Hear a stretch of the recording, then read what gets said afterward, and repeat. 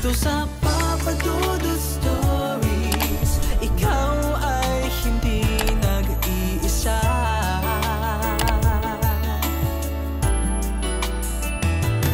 Dito sa Papa Dudut Stories, may nagmamahal sa'yo.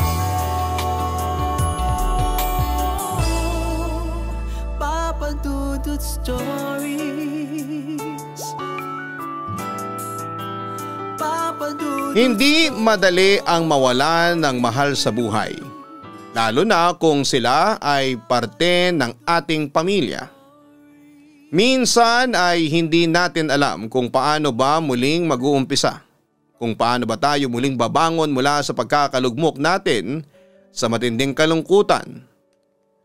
Dear Papa Dudut, I'm Johnny, 28 years old at nagtatrabaho sa isang lending company dito sa Batangas. Na-discover ko ang inyong YouTube channel dahil sa katrabaho ko na addict na sa pakikinig sa inyo. Siya nga rin na nagsabi sa akin na sumulat ako sa inyong programa para magbahagi ng aking kwento.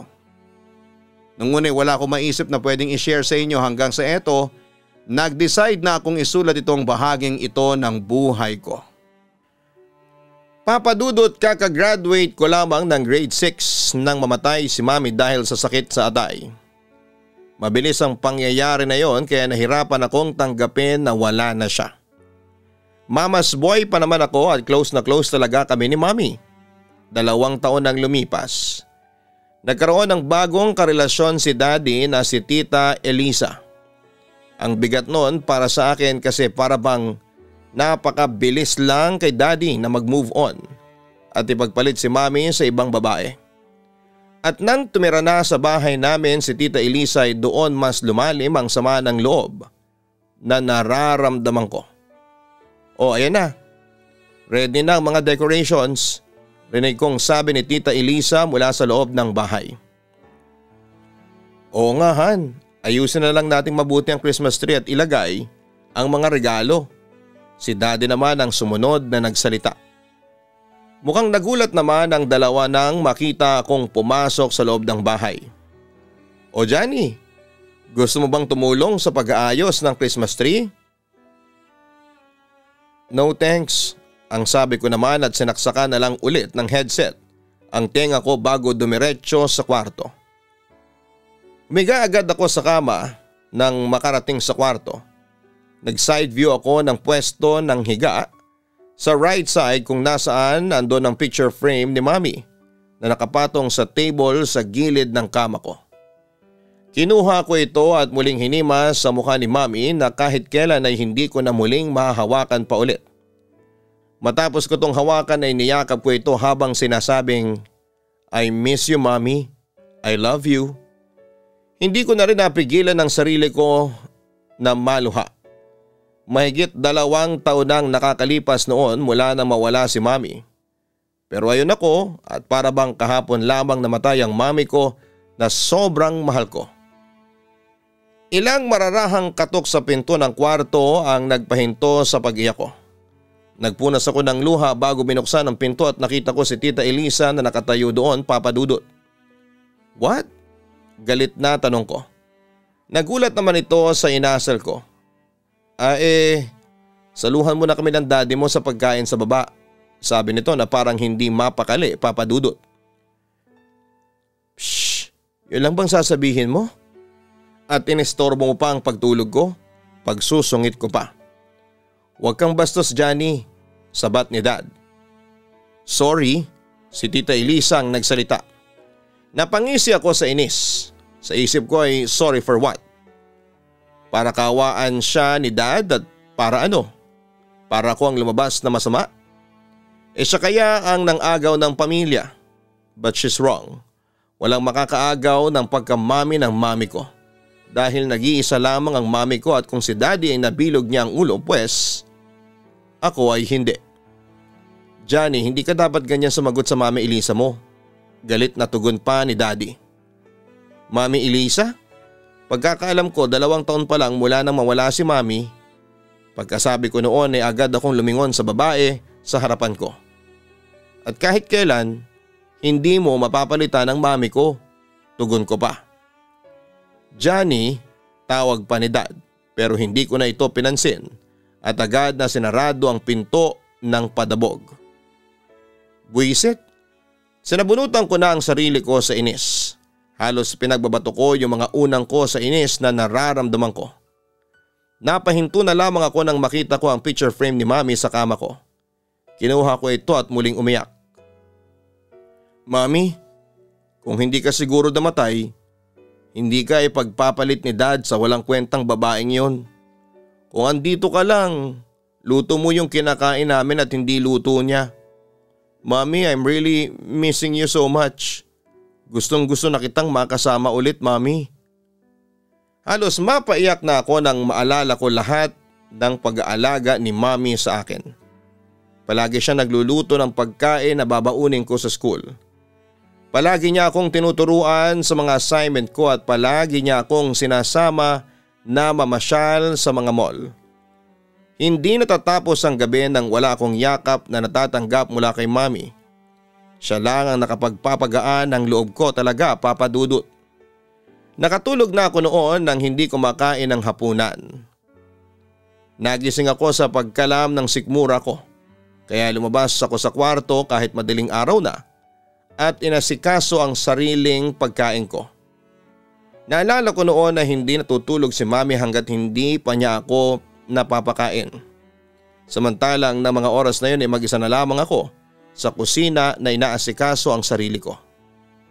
Papa Dudut, sa unang pakilala ni Daddy sa akin kay Tita Elisa ay kaibigan niya lamang at katrabaho. Naniwala ako noon kasi ang alam ko ay pareho pa kaming nagluluksa sa pagkawala ni Mami. Nakita ko rin naman na hindi naging madali kay Daddy na tanggapin mula nang mawala si Mami. Nakita ko ang ilang araw na pag-iyak niya na mag-isa para may tago sa akin na nasasaktan pa rin siya. Alam ko na gusto niyang solohin ang bigat at sakit na nararamdaman niya kasi gusto niya na siya ang maging karamay ko sa oras ng kalungkutan ko. Kaya nga malaki ang paghanga at respeto ko sa kanya noon. Humahanga ako kasi kaya niyang magsakripisyo para sa nag-iisang anak niya. Ayos lang sa kanya na masaktan siya basta hindi ako ang masasaktan. Pero nagbago ang lahat nang umuwi ako sa bahay namin at nakita ko sila na magkayakap ni Tita Elisa. Gulong-gulo ang isipan ko at para bang alam ko na ang mangyayari ng oras na yon. Pero ayaw lang tanggapin ang sarili ko. Nakakaramdam na akong may relasyon ang dalawa pero pilit kong kinukumbinse ang sarili ko na hindi ipagpapalit ni Daddy si Mami sa kahit na sinong babae. Sana naman ay maintindihan mo ako, Johnny. Mahal ko ang Tita Elisa mo. Wika ni Daddy. Paano si Mami? Hindi mo na po ba siya mahal? Naiiyak na tanong ko.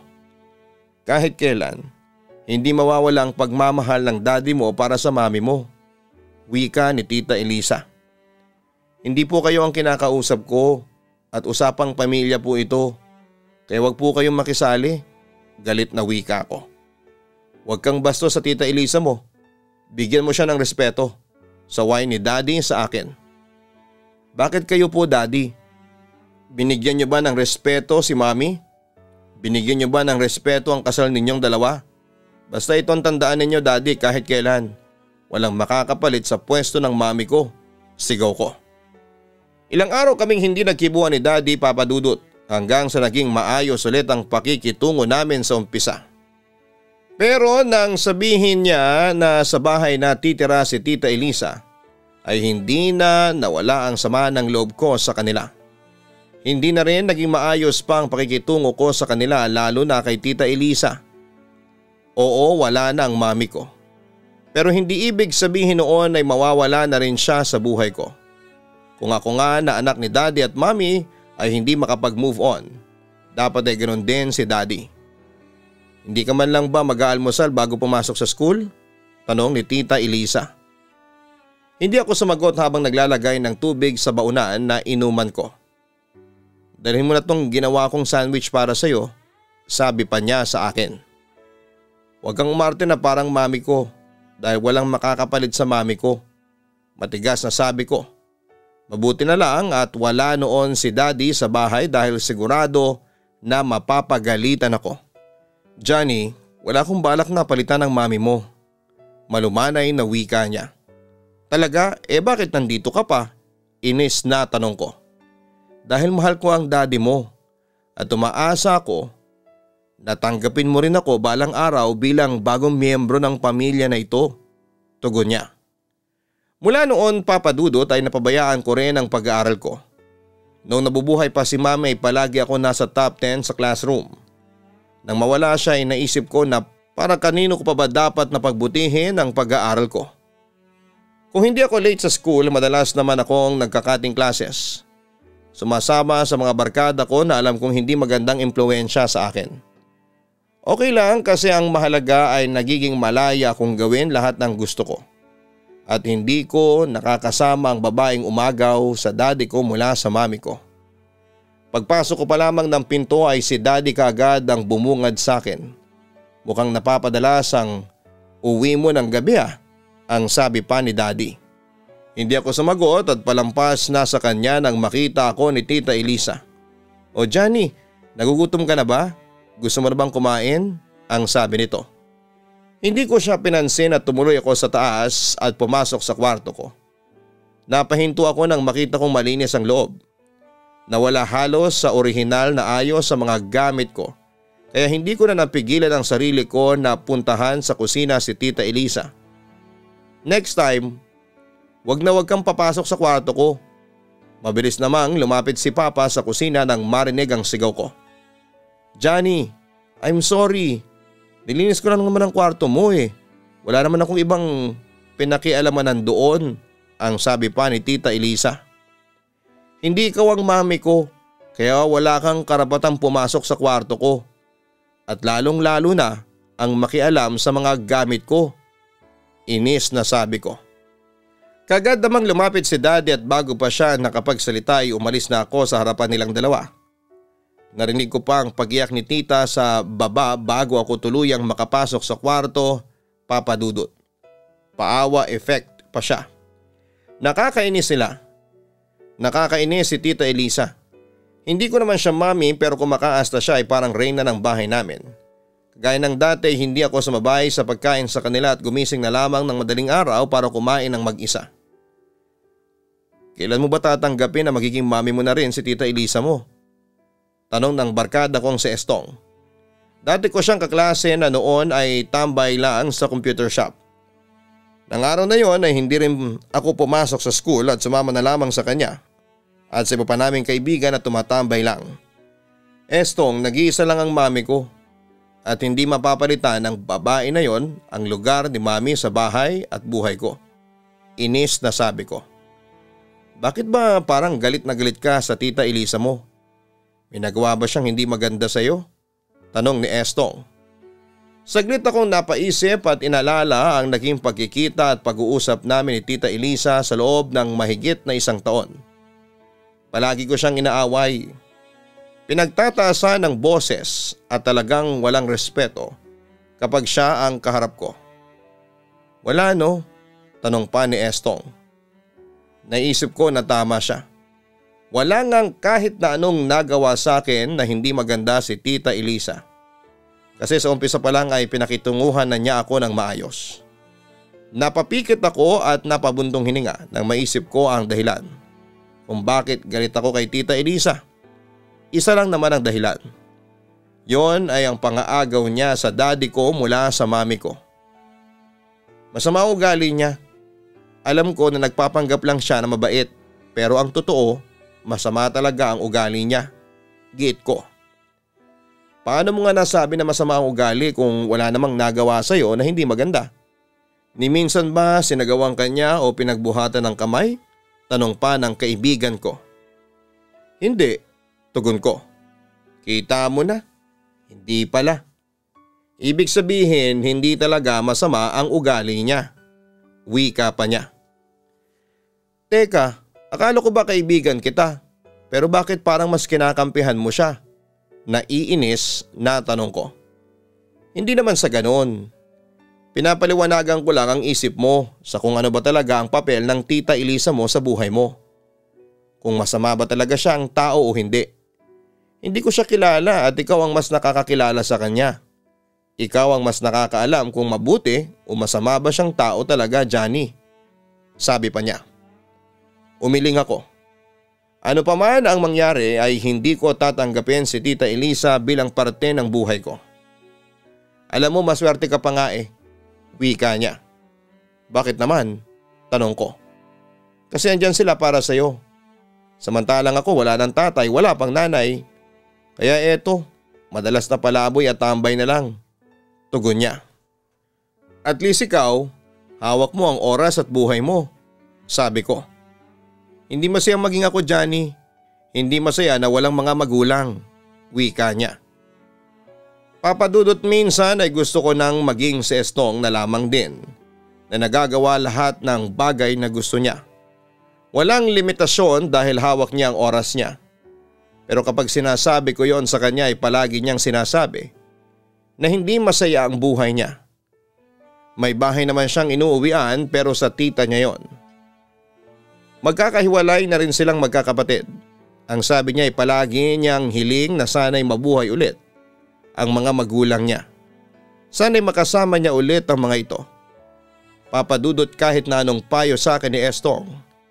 Hindi nagbabago ang isip ko na si Tita Elisa ay isang malaking kontrabida lang sa buhay ko. Wala akong ibang maisip noon kung hindi sana ay mawala na siya sa bahay namin. Habang tumatagal din ay para bang mas lumalalim ang galit at inis na nararamdaman ko sa kanya kahit na wala naman siyang ginagawa sa akin. Mas naging palasagot ako sa kanya at palagi ko siyang pinagtataasan ng boses ko. Palagi kong pinaparamdam sa kanya na kailanman ay hindi siya welcome sa buhay ko. Bakit ba hindi mo kayang tanggapin na wala na ang mami mo at si Tita Elisa mo na ang magiging nanay mo? Galit na sabi ni Daddy nang muli kaming magkaharap-harap. Uulitin naman ba natin to? Sagot ko. Kahit kay Daddy ay nawawala na rin ang respeto ko, Papa Dudut. Wala na ang mami mo, kaya sa ayaw at sa gusto mo, tatanggapin mo si Elisa bilang mami mo. Sigaw pa ni Daddy. Yan, Dad. Ganyan ninyo kadaling kalimutan si Mami, Dad. Dahil ano? Dahil dyan sa... Napatigil ako nang biglang lumapit si Dad sa akin at takmang susuntukin ako. Edward! Sigaw ni Tita Elisa. Halata sa boses nito ang kaba at takot na baka masuntok nga ako ni Daddy. Napangiwi ako nang para bang makita ko sa mukha niya na sobrang concerned siya na baka masaktan ako ni Daddy. As if naman concerned siya sa akin talaga. Binitawan ako ni Daddy at naging mahinahon nito. I'm sorry, Johnny, sabi pa ni Dad. Pero hindi ko ito pinansin at padabog na lumabas ng kwarto ko. Hinabol naman ako ni Tita Elisa. Johnny, listen to me, paghabol niya sa akin. Napahinto ako saglit sa paglalakad pero hindi ko siya nilingon. I'm sorry kung akala mo pinagpalit ng dad mo ang mom mo. But believe it or not, Johnny, mahal na mahal ng dad mo ang mami mo. Wika pa ni Tita Elisa. Tigil na mga luha ko noon dahil ayokong umiyak sa harapan nila. Oo, namatay ang mom mo. At mahal ko ang mom mo. Sobrang nalungkot ako nang nawala siya. At ang Tita Elisa mo lang ang naging sandalan ko ng mga panahong yun. Singit naman ni Daddy. Pero that time ay talagang sarado ang isip ko. Daddy, kahit na anong sabihin mo, pinagpalit mo pa rin si Mami. At ikaw, Tita Elisa, kahit na anong gawin mo at sabihin mo, hindi mo pa rin mapapalitan si Mami. Sa buhay namin. Matapos kong sabihin ito ay padabog na akong pumasok sa kwarto ko at padabog ko ring sinarado ang pinto nito. Sana mawala na siya sa buhay ko.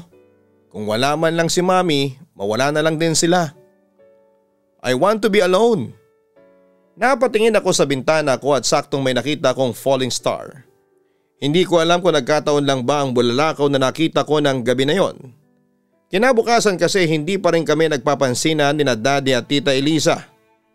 Sinubukan pa akong kausapin ni Tita Elisa pero naging matigas ang puso ko. Buo na ang isipan ko na siya talaga ang naging isang kontrabida sa buhay ko. Kumain ka muna bago ka umalis, ang wika ni Tita Elisa. Hindi ko siya pinansin pero naglagay na ako ng tubig sa baunan ko na dadalhin ko sa pagpasok kahit tatambay lang naman ako sa computer shop. Johnny, pwede ba tayong mag-usap?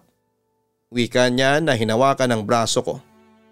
Hindi ko napansin na nakalapit na pala siya sa akin. Kaagad akong umatras. Huwag mo nga akong hawakan. Sigaw ko sa kanya. Sorry, gusto ko lang naman na makuha ang atensyon mo. Wika niya. Kahit kailan, hindi mo ako mauuto kagaya ng ginawa mo sa daddy ko. Sigaw ko sa kanya. Hindi ko inuuto ang daddy mo. Mahal ko siya at mahal na rin kita na parang anak ko. Malumanay na sabi niya. Mahalin mo ang lelang mo. Pambabastos ko pa sa kanya bago ako umalis sa harapan niya. Papadudot, ibang bigat at sama ng loob na nararamdaman ko ng araw na yon. Kaya naman nang sumama ako kina Estong at niyaya nila ako na mag-inuman kami ay sumama ako at nakipag-bonding sa kanila. Mahina ako pagdating sa alak pero ayun ako at talaga namang in-enjoy ang pagpapakalasing. Alam mo, sumusobra ka na rin sa Tita Elisa at daddy mo. Wika pa ni Estong. Ayoko lang natuluyan ng kalimutan ni daddy si mami. Wika ko. Kung nabubuhay pa ang mami mo ngayon at nakikita niya ang pagsagot na ginagawa mo sa daddy mo, sa tingin mo matutuwa siya? Tanong pa ni Estong. Hindi ako nakasagot. Walang magulang ang gusto na masaktan ng mga anak nila kaya sana intindihin mo rin ang pagsasakripisyo na ginagawa ng daddy at Tita Elisa mo para sa'yo. Huwag mong hintayin na tuluyan silang mawala sa'yo bago mo ma-realize na may mali sa ginagawa mo. Sabi pa niya sa akin. Papadudot, madaling araw na akong nakauwi sa bahay namin at nagulat ako nang makita ko na nagkasunog pala sa loob ng subdivision namin. Malaki ang naging sunog at ilang bahay ang nadamay kasama na ang bahay namin. Nagkakagulo ang mga tao sa lugar namin at kaagad kong pinuntahan ang bahay namin. Wala doon si daddy o si Tita Elisa. Hinanap ko sila ng hinanap. Pero walang makapagturo sa akin kung nasaan sila. Sa totoo lang ay kinakabahan na ako noon. Dahil pakiramdam ko ay nagkatotoo ang hiling ko sa bulalakaw na nakita ko noong nakarang gabi. Pakiramdam ko ay magiging mag-isa na lamang talaga ako sa buhay. Johnny, napalingon ako sa sumisigaw sa pangalan ko, si Tita Elisa. Hindi ko na napigilan ang sarili ko na lapitan siya at naiiyak na yakapin siya. Si daddy po, tanong ko. Dinala niya ako kay daddy na noon ay may sugat sa katawan dahil niligtas niya pala si Tita Elisa mula sa nasusunog naming bahay. Nalaman ko na binalikan ni Tita Elisa ang picture ni mami sa kwarto ko kaya muntik na silang makulong at masunog doon ni daddy. Mabuti na lang at nakaligtas sila ng buhay. Mula noon, papadudot ay inamin ko na ang naging pagkakamali ko kina daddy at Tita Elisa. Humingi ako ng sorry sa kanila at nagkaayos naman kaming tatlo sa wakas. Ganon pala yon, papadudot. Bigla ka na lang palang sasampalin ang katotohanan na anytime ay pwedeng mawala ang mga mahal mo sa buhay kaya kailangan na sulitin mo ang oras na makasama sila. Kailangan na mahalin mo rin sila pabalik. Ito ang bahagi ng buhay ko na gusto kong ibahagi sa inyo. Sana'y nakapag-iwan ito ng aral sa ating mga kaistorya ngayong gabi. Hanggang sa muli, lubos na gumagalang, Johnny.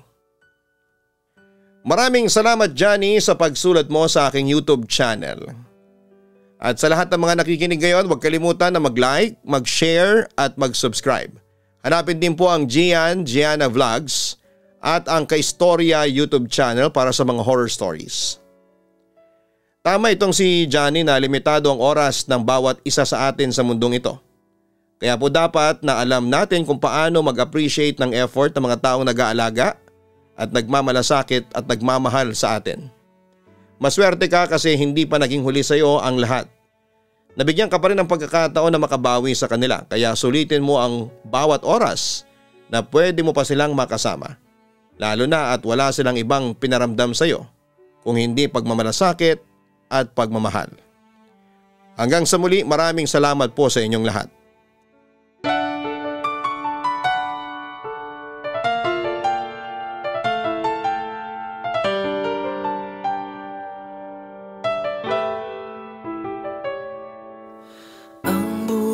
ay mahiwaga,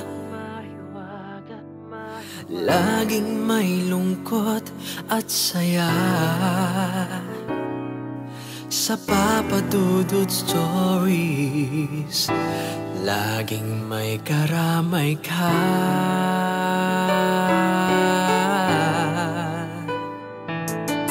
Mga problemang kay bigat, dito ay pakikinggan ka. Sa Papa Dudut Stories, kami ay iyong kasama. Dito sa Papa Dudut Stories, ikaw ay hindi nag-iisa.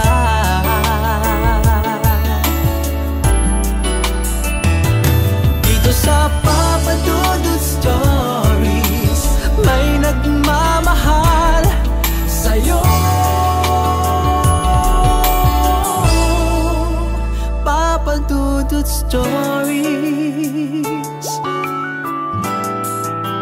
Papa Dudut Stories, Papa Dudut Stories.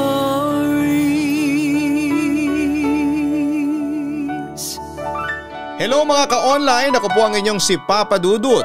Huwag kalimutan na mag-like, mag-share at mag-subscribe. Pindutin ang notification bell para mas maraming video ang mapanood ninyo. Maraming salamat po sa inyong walang sawang pagtitiwala.